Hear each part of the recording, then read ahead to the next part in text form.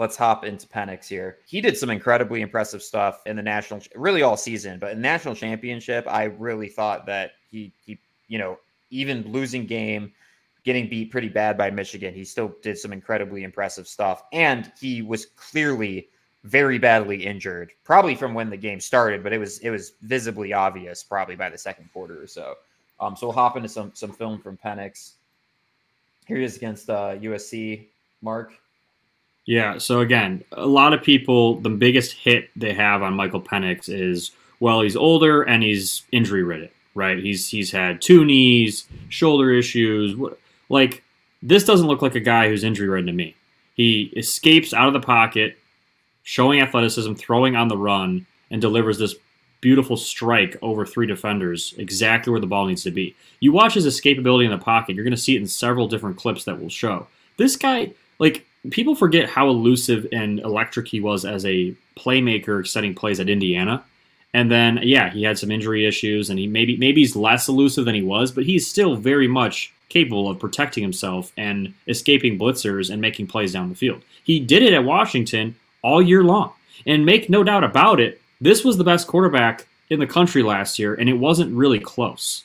So, in my opinion, this should have been the Heisman winner, given what happened, in the postseason and how he, beating Texas and, playing tight with Michigan and just how he carried his Washington team, who nobody saw doing anything preseason, right, all the way to the national championship. Like, he definitely still can protect himself and use his legs to do what he needs to do in the NFL. So that weird, people talking about the injury history, sure, it's something to note, but I don't think it's as big of a deal as people are talking about. This guy is, I think, the most NFL ready in the class in terms of like cerebral, in terms of, big arm, in terms of a NFL style offense in college. I think he's the most NFL ready QB in this draft. Yeah, I mean, I think the injury concerns are valid if you're worried about the dude just not being on the field as much as you obviously would like a franchise starting quarterback to be on. I think there's still concerns there. As far as his athletic ability being inhibited by his injury history, I don't think there's much.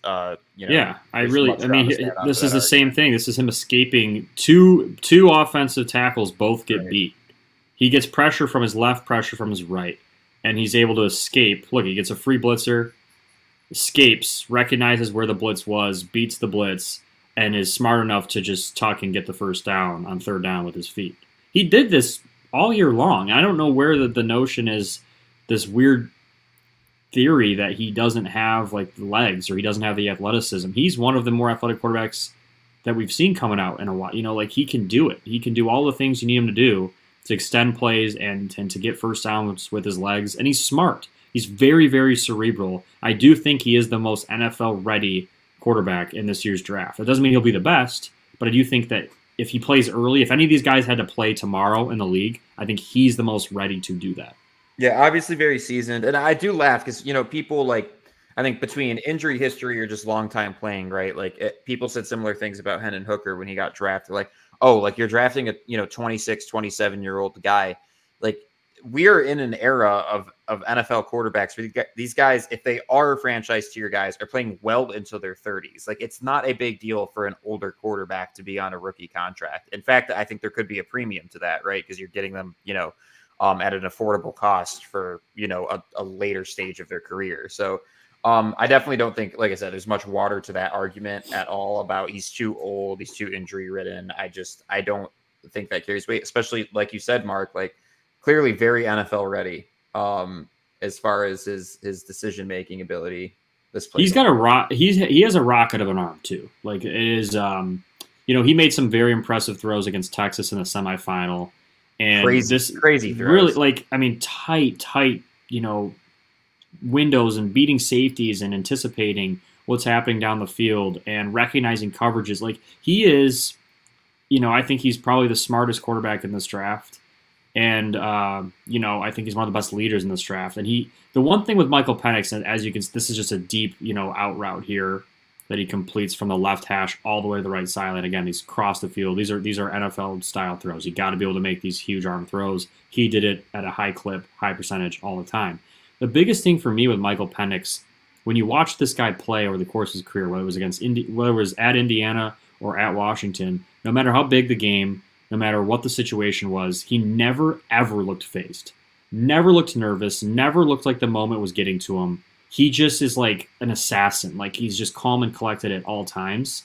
And that, to me, is like that cerebral thing that you can't coach. It's one of those things that you have to have that killer instinct. I'm not so sure Caleb Williams or Drake May has that.